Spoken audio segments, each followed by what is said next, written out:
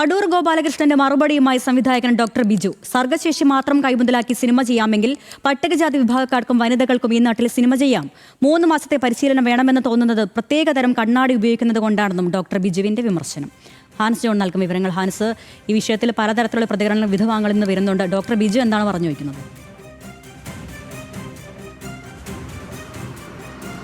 തീർച്ചയായും അരുണ്യ, അല്പസമയം മുമ്പാണ് അടൂർ ഗോപാലകൃഷ്ണന്റെ ഭാഗത്തു നിന്ന് ഇത്തരത്തിലൊരു അധിക്ഷേപ പരാമർശം ഉണ്ടാകുന്നത്. പട്ടികജാതി പട്ടികവർഗ വിഭാഗത്തിൽപ്പെടുന്നവരും വനിതകളും സിനിമകൾ ചെയ്യുമ്പോൾ, അല്ലെങ്കിൽ സർക്കാരിൻ്റെ സഹായത്തോടെ സിനിമകൾ ചെയ്യുമ്പോൾ 3 മാസത്തെ പരിശീലനം നൽകണമെന്നായിരുന്നു അടൂർ ഗോപാലകൃഷ്ണന്റെ പരാമർശം. ഇതിനെതിരെയാണ് ഇപ്പോൾ മറുപടിയുമായി സംവിധായകൻ ഡോക്ടർ ബിജു രംഗത്തെത്തിയിരിക്കുന്നത്. ഫേസ്ബുക്കിലൂടെയാണ് അദ്ദേഹം പ്രതികരിച്ചിരിക്കുന്നത്.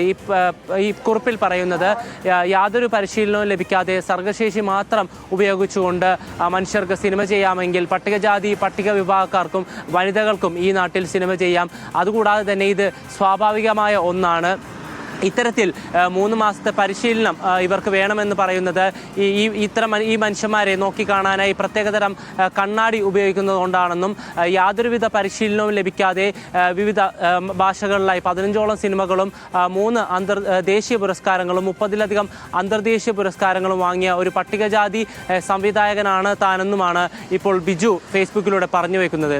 അരുണ്യ, ഡോക്ടർ ബിജുവിൻ്റെ പരാമർശമാണ്. അടൂർ ഗോപാലകൃഷ്ണന്റെ സിനിമയുമായി ബന്ധപ്പെട്ട് നടത്തിയ സിനിമാ കോൺക്ലേവിൽ നടത്തിയ പരാമർശത്തിനാണ് ഇപ്പോൾ ഡോക്ടർ ബിജു മറുപടി നൽകിയിരിക്കുന്നത്. തിരിച്ചെത്താം ഇടവേളയ്ക്ക് ശേഷം.